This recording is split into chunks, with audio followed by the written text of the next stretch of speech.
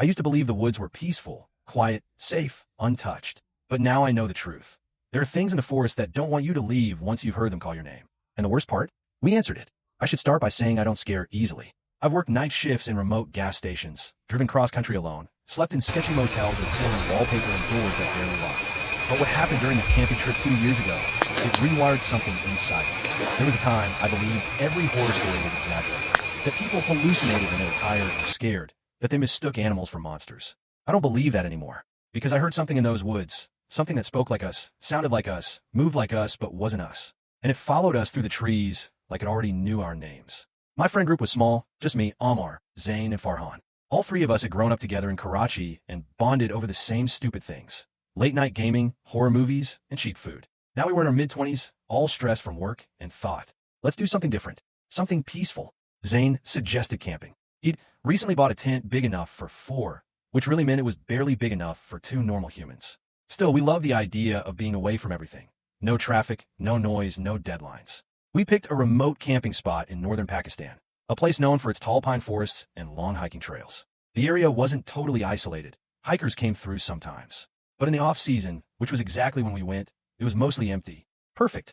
Or at least it should have been. We arrived on a Friday afternoon, set up camp, cooked noodles over a portable stove, and joked around the way grown men do when they're pretending they aren't stressed by life. The first few hours were fine. Great even. But everything changed after sunset.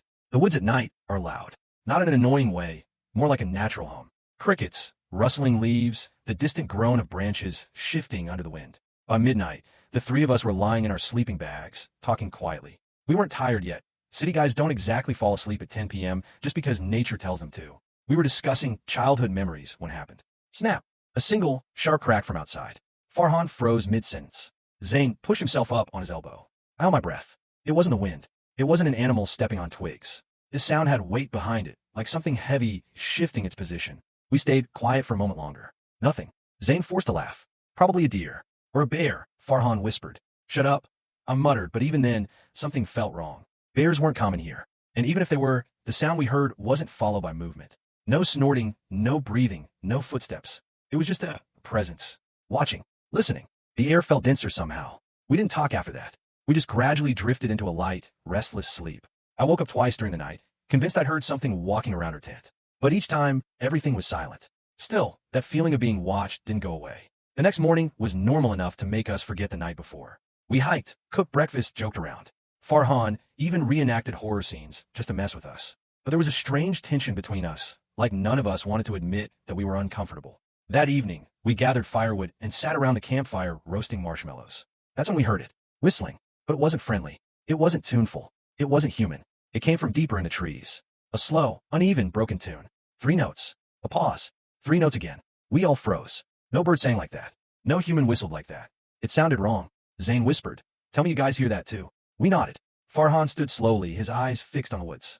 The whistle stopped. Silence. Then, snap. Another heavy branch breaking. This time closer. A lot closer. The 3 of us backed toward the tent at the same time, instinctively. We weren't running yet, but every part of my body screamed to get inside. We didn't say another word that night. Sleep was impossible. Around 2 a.m., I jolted awake. Not because of sound, but because of vibration. Something was brushing against the tent. Not scratching. Not poking. Dragging. A slow, deliberate slide across the nylon fabric. Like fingers with too many joints gliding along the side. I held my breath. Beside me, Zain whispered, Ammar, are you awake? I didn't answer. I didn't dare. Something stopped right next to where I was lying. I could feel the weight of it through the ground. Heavy, wrongly shaped, too tall to be human. Whatever was leaned close enough that the fabric stretched inward, brushing my sleeping bag. I shut my eyes tightly. Then it spoke. Not a voice. Not truly. More like a broken mimicry of human speech. A whisper so distorted it sounded like a tape being rewound. Ammar, I nearly screamed. Farhan whispered from the other side. Bro, I think it's calling your name. Zain hissed. Don't answer it. As if I would. The voice repeated. Hey Ammar. Stretched. Elongated. Wrong. And it did something that made my stomach drop. It laughed. But the laugh wasn't human either. Nor was it animal. It was the kind of sound your brain doesn't know how to classify. A garbled, bubbling sound that rose and fell unnaturally. Then, silence. The presence moved away slowly. The dragging sound faded, and the forest went dead quiet. I didn't sleep again. None of us did. By morning, we packed everything. No discussion. No debate. We were leaving. But the woods seemed different in daylight. Quieter, heavier, like the trees were listening. We started walking down the trail back, toward the parking area. Farhan was first, I was in the middle, and Zane lagged behind. Zane, hurry up! Farhan yelled. Zane didn't respond. I turned to call him again, and my blood turned to ice. Zane was standing about 15 feet behind us, but something was standing next to him. A tall figure. Too tall, thin like stretched skin wrapped around sticks. Its head cocked unnaturally to one side. I blinked. The figure ducked behind a tree. Bro, did you see that? I yelled. Farhan turned. Zane frowned. See what? You weren't alone. I shouted. Something was standing next to you. Zane looked back, confused and pale. I didn't see anything. We sped up. For a few minutes, nothing happened. Then Farhan stopped dead. Guys, he whispered. We turned. Standing several meters ahead of us was Zane. But Zane was still behind us. The thing ahead had his height, his posture, his clothes, his shape, but not his face. Its face looked like someone had tried to recreate Zane from memory and failed, like a blur version of him. A smudged, unfinished copy. And it was smiling. Not with lips, with its entire face stretching upward like soft clay being pulled. Then it tilted its head and called out, Amar, in the exact same distorted voice from the night before. We ran. I don't remember running at first. Only the overwhelming certainty that if we didn't move, we would die. The woods echoed with that same wrong whistle. 3 notes. Pause. 3 notes. And somewhere behind us came heavy, uneven footsteps, not running but chasing. The trees blurred around me. Branches cut my arms as I shoved through them. I kept glancing back, even though I didn't want to. At one point, I saw it. A tall, crooked silhouette weaving between trees and impossible speed. Not human. Not animal. Something else. It wasn't following a natural path. It wasn't avoiding obstacles. It was gliding through them. We didn't stop running until the forest thinned and the parking lot came into view. Our car. Our salvation. We sprinted toward it like drowning men seeing land. Zane fumbled with the keys. Farhan kept looking back. I pulled the doors open. We shoved ourselves inside and slammed the locks. For 3 whole minutes, none of us moved. Then tapping. On the rear window. A slow, rhythmic tap. Like knuckles. Or bones. We didn't turn around. Not even when it whispered through the glass. Hammer. The tapping continued until we drove away at full speed, not stopping until we were hours away from the forest. You'd think that would be the end. That we escaped. That we left it behind in the trees. But 2 nights after returning home, I heard again a whistle outside my window. 3 notes. Pause. 3 notes. I froze. Slowly, I walked to the window and pulled the curtain back just enough to peek outside. There was nothing. Then my phone buzzed. A message. From an unknown number. No text. Just an audio file. I hesitated, but pressed play. And in that same distorted voice, it whispered. You, answer me once. I can follow you anywhere now. I've always believed that most scary stories start with people ignoring signs. Strange noises, weird feelings, warnings from locals. But we didn't have any signs. No warnings. No hints. Nothing. Everything about the trip was normal. Normal weather. Normal campsite. Normal friends. Normal atmosphere. But I learned something on that trip. Darkness becomes dangerous only when something else is standing inside it. And during our second night out there, something was. My name is Hader, and I still don't know how to talk about what happened without feeling sick. It was supposed to be a simple 3-day camping trip in the forest near Kagan Valley. Me, my cousin Raza, and our friend Danish. We were all in our late 20s, tired from adult life, and desperate for a break. We picked a remote camping spot near a small freshwater stream. The area wasn't popular with tourists, which we liked. No families. No noise. No litter. We reached just before sunset, set up our tent, lit a fire, and cooked dinner. Everything felt peaceful. Calm. Almost too peaceful. You ever feel the air is so still it's suspicious?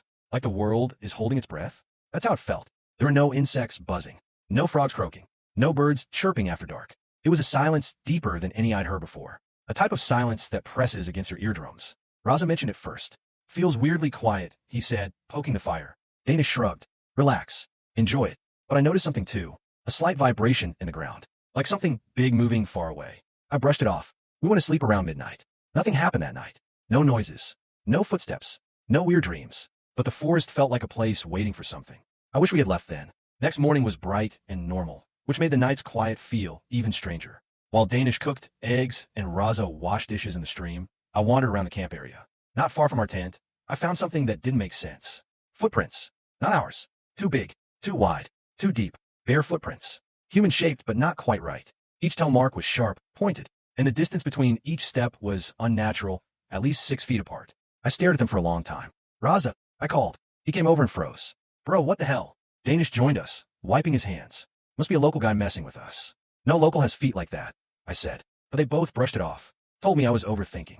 And maybe I was. Maybe I wanted the footprints to mean more than they did. But as we followed them deeper into the woods, something bothered me. There were no return footprints. Just a single line. As if whatever made them never came back. Or never needed to. The trail faded after maybe 30 meters. Just vanished.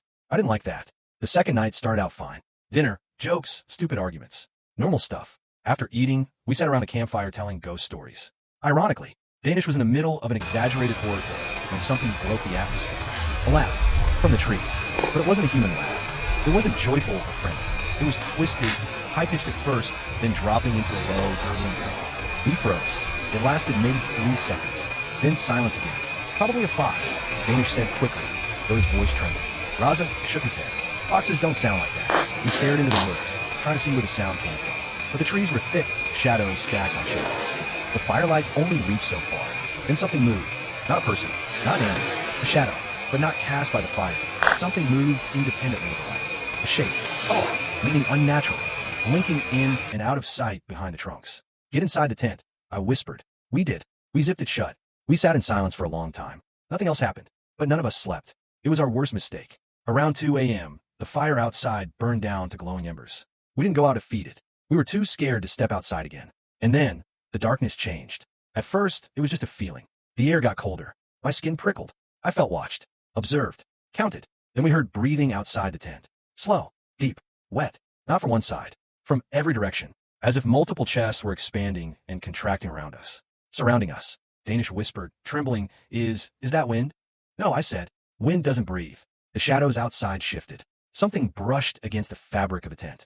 Lightly at first, then with more pressure. A fingertip? A palm? A head? I didn't know. Because the fire was dead, we had no light. Only the moon, faint through layers of trees. Raza was shaking. Turn on the torch. I clicked mine on. The light created silhouettes on the tent walls. And that's when we saw it. A shape leaned against the tent, tall, thin, neck bending too far, arms too long. Then it crouched. Then it stood. Then it turned. Its limbs moved like they were bending in the wrong direction. Another shape appeared next to it. Then a third. 3 shadows. Watching. Breathing. We held each other's arms. Then, the laughing started again. But this time it was right outside the tent. The zipper began moving. Slowly. Deliberately. Something outside was pulling it down, inch by inch. Not fast. Not aggressive. Curious. Mocking. I lunged forward and grabbed the zipper before it could drop further. I held it tightly. Something on the other side tugged back with unbelievable strength, strong enough to drag me forward on my knees. Hater, let go. Raza whispered harshly. No. The zipper jerked again, nearly tearing out of my grip. Whatever was outside made a low croaking sound, like a person trying to speak with water in their lungs. Pache, how you dare? It spoke my name. I screamed. The tent wall bulged inward beside me. A hand pressed against the fabric. But the fingers, there were too many of them. 7 long, jointed fingers pressed down, claw-like, trembling with excitement. Another hand pressed down on Raza's side, then on Danish's. We were surrounded. I don't know what pushed me to do it. Maybe pure panic. Maybe instinct. Maybe some stupid spark of courage. But my hands moved before my brain registered the action. I grabbed the emergency fire starter kit beside me, snapped the gel pack open, flicked the striker. A spark hit the gel-soaked cloth at the tent entrance. Whoosh. A sudden burst of flame shot up, lighting the tent in orange. The shadows recoiled instantly. Not like animals scared of fire, but like something unnatural suddenly exposed. They jerked away with sharp, snapping movements. I heard them retreat into the trees, fast, too fast. Their footsteps were like slaps against the earth. Within seconds, the clearing was silent again. We didn't sleep. We didn't talk. We just sat there, staring at the small flame until sunrise. At dawn, we opened the tent and stepped outside. We expected to see nothing. But the ground was covered in those same disturbing footprints. Dozens of them. Large, bent, twisted, circling our tent. Some prints were only inches from the entrance, as if they had been standing right there for hours. Danish's voice cracked. We need to leave. Now. Raza didn't even argue. For once, he wasn't trying to be brave.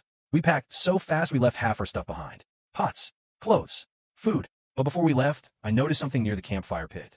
Something that nearly made me vomit. A mark in the dirt. A handprint. Not human. Too large. Too wide. I've tried to explain this so many times to myself, to friends, to anyone who would listen. But the truth is, the more I talk about it, the more unreal it sounds. But it happened. I lived it. I survived it. Barely. My name isn't important. What happened to me is. Because if you ever go camping, deep, remote camping, and you hear your friend calling your name at night, don't answer. Don't leave your tent. Don't move. Because it might not be them. It might be the thing that stole me from my own campsite. It was supposed to be a healing trip. I had been dealing with job burnout, relationship problems, money issues, the usual midlife collapse. My 2 closest friends, Hamad and Safir, suggested camping in the mountains to reset our brains. The area we chose was famous for its tall pine trees and no cell signal. Peaceful, quiet, uncrowded. We drove 5 hours, hiked another 2, and reached a secluded ridge overlooking a valley. It was beautiful, layers of distant hills fading into mist, the scent of pine everywhere, cold air sharp enough to sting your lungs. We pitched 2 tents, one for me, one for Hamad and Safir. We joked that I snored too loudly to sleep with them. Now I wish I had. Maybe then I wouldn't have woken up alone. Maybe then they wouldn't have heard my voice outside their tent later. We spent the evening telling dumb jokes, cooking noodles, and arguing about which one of us would die first in a horror movie. It felt good. Normal. Human. But the forest wasn't normal. Around midnight, the air changed. Everything stopped. Birds, wind. Even the trees felt still. Hear that? Hamad whispered. Safir nodded. It's too quiet. At first, I didn't understand what they meant. Quiet was what we wanted. But then I realized something. There are no insects, no owls, no rustling branches, no distant howls. Just a thick, oppressive silence. Like the whole forest was holding its breath. We brushed it off and went to sleep. I crawled into my tent, zipped it shut, lay inside my sleeping bag. The moment my eyes closed, I felt something strange. A vibration in the ground. Not from footsteps. Not from any animal. More like a slow, rhythmic pulsing. Almost like a heartbeat, deep under the soil. I forced myself to sleep. I shouldn't have. I can't tell you what time it was when it happened. But I woke up to cold air on my face. My tent had been unzipped. Wide open. I immediately sat up, confused and dizzy. The forest was pitch black except for a faint white glow. Moonlight reflecting off something ahead of me. The problem is, I wasn't in my tent anymore. I was lying on the ground. Outside. On my back. My sleeping bag was half unzipped, dirt inside it like I'd been dragged several meters. My first thought was sleepwalking, but my legs had drag marks beneath the skin like deep carpet burns. Then I saw footprints around me. Large. Bare. Deep. Deeper than any human foot could make. Safir, I whispered. No answer. Hamad, no answer. I slowly pushed myself up, heart thudding so loudly I thought it would echo. That's when I heard it. My name, whispered from somewhere in the dark. Ali, soft, broken, like someone trying to imitate speech. Safir, Hamad, stop messing around. I yelled. Nothing, only breathing. Deep, wet, heavy breathing coming from a cluster of trees to my right. I backed up on instinct and bumped into something warm. I spun around. It wasn't a person. It wasn't even shaped like one. A tall, thin outline stood in front of me. Shoulders hunched. Arms too long. Head tilted like its neck was broken in 3 places. Before I could scream, it stepped backward, fading into the darkness. But its voice stayed. Ali, I did the only thing I could do. I ran. Not toward the tents. I ran toward the fire pit, thinking light would help. But the fire was dead. Cold. Completely out, even though we had left it burning. Something had smothered it. I stumbled, nearly falling, and screamed for my friend again. Nothing. Only footsteps in the forest. Slow. Dragging. Uneven. They weren't trying to hide. They wanted me to hear them. Wanted me to know I was being followed. I sprinted toward the tents, nearly tripping as the ground turned uneven. But when I reached them, both tents were empty. Unzipped. Open. Sleeping bags tossed aside. I felt my stomach drop. Hamad, Safir, where are you? Silence. Then, far away, deeper in the forest. Ali, but this time, it was Safir's voice. I know what you're thinking. Maybe it was your friend. No, it wasn't. Because Safir's voice came from the left side of the forest. And at the exact same time, I heard Hamad's voice calling me from the right. They spoke again. Same tone, same timing, same distorted echo, same broken cadence. But each voice repeated the same thing. Ali, come here. Not where are you? Not help. Not run. Just come here. Like a lure. A trap. I stood frozen between the two. 2 perfect copies of my friend's voices calling me deeper. I didn't move. Because something inside me, some primal instinct knew, if I followed either voice, I would never come back. The voices repeated. Then they began to laugh. A low, wheezy, distorted laugh that sounded like something forcing air through a torn throat. I dropped to my knees in terror. That's when I heard real footsteps. Human footsteps. Running. Fast. I spun around and saw 2 silhouettes, Hamad and Safir, bursting out from between the trees. Hurry! Hamad shouted. Run! We didn't need to hear it twice. The forest exploded behind us with movement. Branches snapped. Shrubs crashed. Heavy, mismatched footsteps tore through the woods. But not one pair. Not 2. Multiple. Like there were dozens of them. All chasing. All hungry. All excited. I heard one of them mimic my voice again. But this time the pitch was wrong. Too high. Too low. Too layered. Like multiple throats speaking at once.